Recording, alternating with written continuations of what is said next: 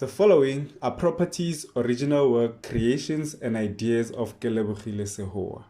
The ElementRings brand includes, but is not limited to, the ElementRings Pty Ltd company, the ElementRings script, comic book or manga script, characters, movie script, ElementRings merchandise, and Negu brand. All rights claimed and reserved by Kelebogile Sehoa.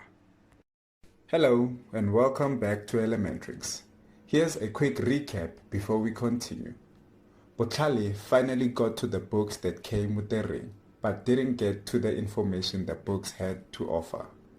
A lot is going on and he got sidetracked. In his nightmare, Mandy was reminding Botlhale of his Negu line, and that helped Botlhale wake up from his bad dream. Please check out the audios before this one. Now let's continue with the story. Matlhogonolo and the young boys entered the ward.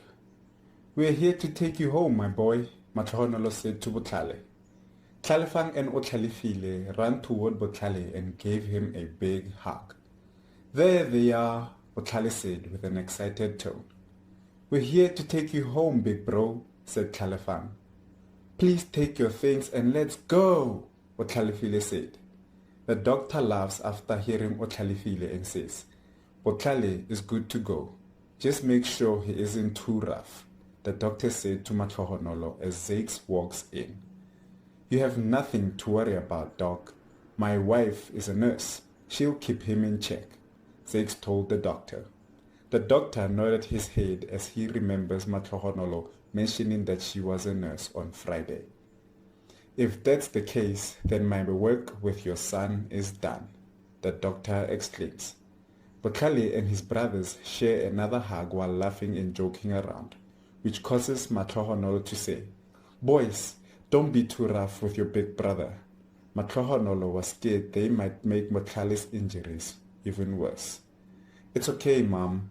Let them have this moment," Botlhale says. He knew how much his little brothers adored him. Zakes walks over to his sons, looks at Botlhale and says, "You gave us quite a scare, son." Botlhale blushed and said, "I'm sorry about that, Dad." Matlhogonolo remembers Jonathan was in the same ward as Botlhale and asks, "Come to think of it, where is Jonathan?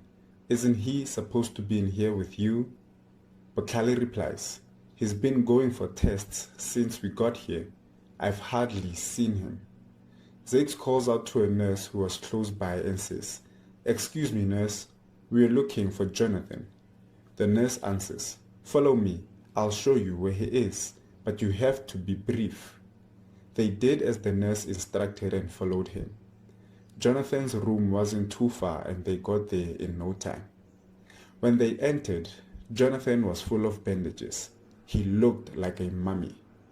"Hey, Mr. J, we came to say goodbye," Botlhale said.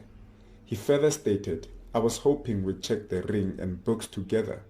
Since I'm getting discharged, can we do it when you get home?" Jonathan looked at Botlhale and said, "You can count on it." Another nurse walked in and said, "I'm sorry, but your time is up. You guys must leave." "Let's go, Mr. Jonathan." Botlhale's family waved goodbye to Jonathan and left the room. Right before they went their separate ways, Botlhale turned around and said, "Get well, Mr. J. Thanks for the gift." The family exited the hospital, went to their car, got into it, and closed the doors. Botlhale was the only one still outside, standing by the door thinking, "What a weekend. I can't believe I almost died." And then he got in.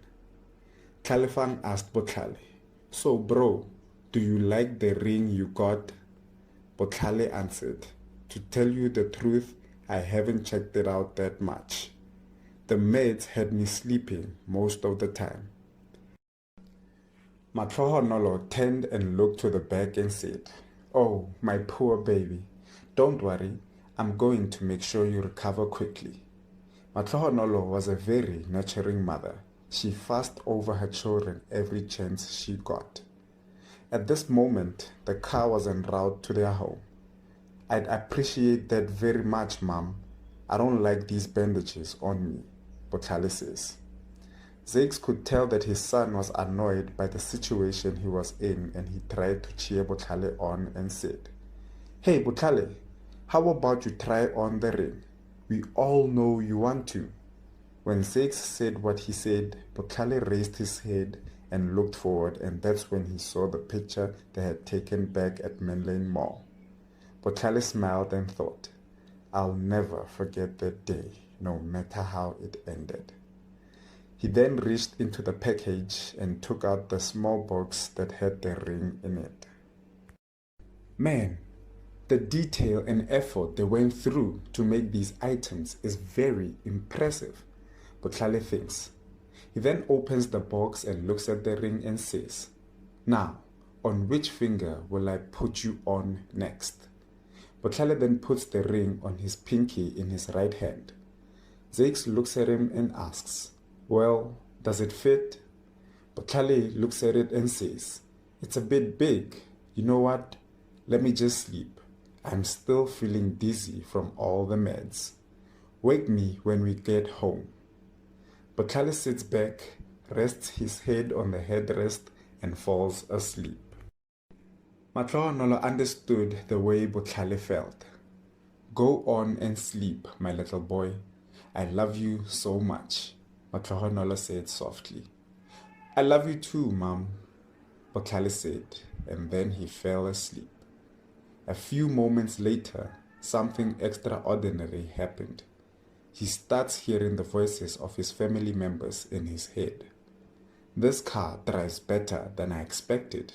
I should drive it more often," which was said in his father's voice. "God, thank you for protecting my firstborn from harm," which was said in his mother's voice. "We are going to play anime games when you get home. I'm so excited. I can't wait," which was in Khalifang's voice. Bro feels so warm. He's just like a bed," which was in Otlhalefile's voice. All of this took place in Botlhale's head. Even though he was asleep, he quickly knew it wasn't a dream, and he woke up abruptly, and this caught everyone's attention. "Botlhale, what's wrong, dear?" Mahlohonolo asked as she was surprised. "It's nothing, Mom. I just had a bad dream," answered Botlhale with a scared expression.